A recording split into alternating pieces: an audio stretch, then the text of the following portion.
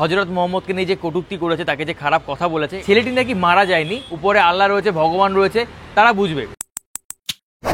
বাংলাদেশের খুলনা জেলাতে উৎসব মণ্ডল নামে একটি ছেলেকে গণপিটুনি দিয়ে তাকে হত্যা করা হয়েছে। তার কারণ তিনি নবীজিকে নিয়ে কটূক্তি করেছে এবং সেই অপরাধে তাকে গণপিটুনি দিয়ে হত্যা করা হয়েছে, এরকমই একটা কথা উঠে এসেছে। আর সেই নিয়ে আমি একটি ভিডিও দিয়েছি, আপনারা অনেকেই দেখেছেন। সেখানে অনেকেই অনেকের মন্তব্য প্রকাশ করেছেন এবং আমি আমার মন্তব্য প্রকাশ করেছি। কিন্তু এখন বর্তমানে কিছু কথা শুনতে পাচ্ছি যে ছেলেটি নাকি মারা যায়নি, ছেলেটি নাকি এখনও জীবিত অবস্থায় আছে, তবে সে নাকি আর্মি হসপিটালে রয়েছে বা হসপিটালে রয়েছে, তাকে নাকি গণপিটুনি দেওয়া হয়েছে, কিন্তু সে মারা যায়নি। মানে বিভিন্ন রকম কথা উঠে আসছে।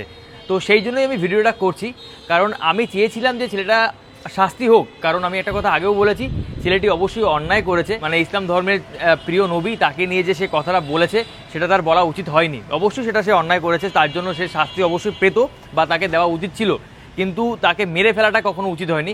কারণ আমার মনে হয় না নবীজি কখনো এরকম কিছু বলবেন বা আখ্যা দিয়েছেন যে আমাকে যদি মানে কেউ কটূক্তি করে তাকে তোমরা মেরে ফেলো বা এরকম কিছু একটা। আমার মনে হয় তাকে বোঝানো উচিত, তাকে বারবার বোঝানো উচিত। সে যদি না বোঝে তাকে দুটো চড়থাপ্পড় মেরেও তাকে বোঝানো উচিত।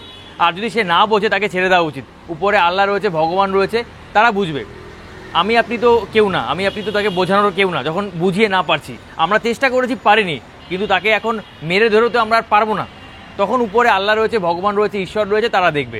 তো আমার কথা ছিল এটাই যে ছেলেটিকে যে মারা হয়েছে, মানে নৃশংসভাবে যে হত্যা করেছে, সেটা শুনলাম আমি শুনতে পেলাম যে মাইকে অ্যানাউন্সমেন্ট করেছে, শুনলাম সেখান থেকে মাইকে অ্যানাউন্সমেন্ট করেছে যে ছেলেটি মারা গেছে গণপিটুনিকে। এবারে হতে পারে সেই পরিস্থিতি, মানে যখন একটা পরিস্থিতি তৈরি হয়েছিল, সেই পরিস্থিতি থেকে সামাল দিতে এরকম একটা মাইকিং করে বলতে বাধ্য হয়েছে যে ছেলেটি মারা গেছে। তো সেই নিয়ে আমরা অনেক ভিডিও বানিয়েছি, অনেক কন্টেন্ট করেছি। তো আমাদের কন্টেন্টের উদ্দেশ্য ছিল এটাই যে ছেলেটিকে যে মারা হয়েছে এটা একেবারে আমরা সাপোর্ট করি না। আমরা যেমন এটাকে সাপোর্ট করছি না যে সে নবীকে নিয়ে একটা কথা বলেছে, সেটা অবশ্যই ভুল বলেছে সে, এটা আমরা যেমন বলছি, তার সঙ্গে এটাও বলবো যে ছেলেটিকে যে নৃশংসভাবে গণপিটুনি দিয়ে মারা হয়েছে এটাও অপরাধ। শুনেছি তার মা ছিল, তার বাবাও ছিল, মানে তার মা বাবার সামনে তাকে নাকি এরকম গণপিটুনি দেওয়া হয়েছে এবং তার অপরাধ ছিল, তার অপরাধের জন্য কোনো জীবন চলে যেতে পারে না। ছেলেটি অপরাধ করেছে, তাকে বোঝান, তাকে বুঝিয়ে তাকে পথে ফিরিয়ে আনুন।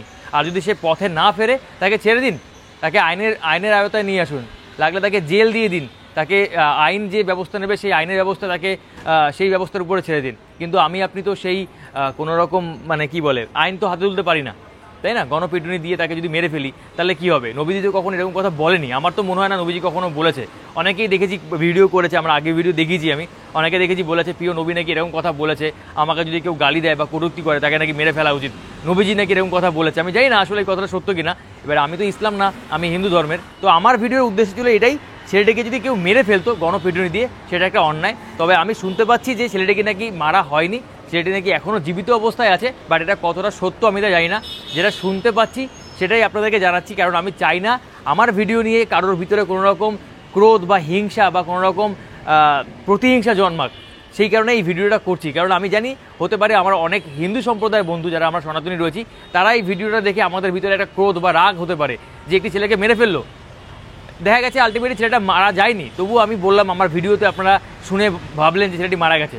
তো যেটুকু শুনতে পাচ্ছি, বাট আমি শিওর না, আবারও বলছি আমি শিওর না, বাট শুনতে পাচ্ছি ছেলেটি নাকি মারা যায়নি, ছেলেটি নাকি এখনও জীবিত অবস্থায় আছে।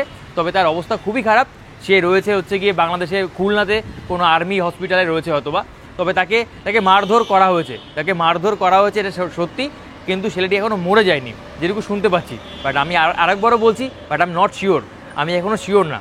আমি যে কথাগুলো উঠে আসছি, যেগুলো দেখতে পাচ্ছি আপনাদের সাথে আমি সেটাই শেয়ার করছি। তবে একটা কথা আবারও বলছি, ছেলেটি যে কাজটা করেছে, মানে মুসলিমদের প্রিয় নবী হযরত মুহাম্মদকে নিয়ে যে কটূক্তি করেছে, তাকে যে খারাপ কথা বলেছে, এটি তার অবশ্যই অন্যায় হয়েছে, তার অবশ্যই শাস্তি হওয়া উচিত ছিল। কিন্তু তার শাস্তি এরকম না যে গণপিটুনি তাকে মেরে ফেলা উচিত। আর আমার মনে হয় যারা প্রকৃত ইসলাম, যারা আমার এই ভিডিওটা দেখছেন আজকে, তারা সবাই আমার সাথে সহমত হবেন। আমি হয়তো বা হিন্দু, কিন্তু আপনারা যারা ইসলাম দেখছেন তারাও আমার সাথে সহমত হবেন। আইনের আওতায় নিয়ে আসুক, তাকে শাস্তি দেওয়া হোক, কিন্তু তাই বলে তাকে মেরে ফেলা হবে গণপিটুনি দিয়ে, আমার মনে হয় না আমার কোনো দর্শকরা সেটা চাইবে। আর যারা চাইবে, আমার মনে হয় না তারা ইসলাম ধর্মে কোথাও না কোথাও তাদের খামতি আছে। আমি যেটুকু ইসলামকে দেখেছি বা আমার যে সমস্ত বন্ধু বান্ধব রয়েছে ইসলাম ধর্মের, তাদের ভিতরে এই ধরনের ক্রোশ আমি বা ক্রোধ কখনো দেখিনি। আর যারা রয়েছে তারা আমার মনে হয় না তাদের ইসলাম তাদেরকে আরেকবার ভালো করে বোঝা উচিত। আমার মনে হয় ইসলামের সৌন্দর্য একটা রয়েছে, সেই সৌন্দর্যটা তাদেরকে বোঝা উচিত। খালি ইসলাম করলেই হবে না, আমাদের ইসলামের সৌন্দর্য বুঝতে হবে। খালি ইসলাম কেন, আমাদের যে কোনো ধর্ম, আমরা যদি বলি আজকে আমাদের ধর্মটা শান্তির ধর্ম, এবার সেটা যদি মুখেই খালি শান্তির ধর্ম বলি আমরা, কিন্তু কাজের বেলায় আমরা সেটা করছি না। কাজের বেলায় আমরা অন্য কিছু করছি, তাহলে সেটা শান্তি প্রকাশ পায় না। তো আমার মনে হয় আমার যারা দর্শক রয়েছে আমার সাথে সহমত হবেন, আপনারা যারা ইসলাম ধর্মের মানুষজন এই মুহূর্তে দেখছেন আমার এই ভিডিওটা, তারা নিশ্চয়ই বলবেন এই কথাই, উৎসব মণ্ডল যে কাজটি করেছে সেটি অবশ্যই অন্যায়, তার জন্য তার অবশ্যই শাস্তি দরকার, কিন্তু তাই বলে এরকম না তাকে গণপিটুনি দিয়ে মেরে ফেলা হোক। আমরা ধর্ম নিয়ে মুখে বড় বড় কথা না বলে সেটা কাজে দেখাই যে আমরা আমাদের ধর্মকে কতটা ভালোবাসি, সেটা আমাদের ব্যবহার এবং আমাদের আচার দিয়ে সবাইকে বোঝানোর চেষ্টা করি যে আমাদের ধর্ম কতটা সুন্দর।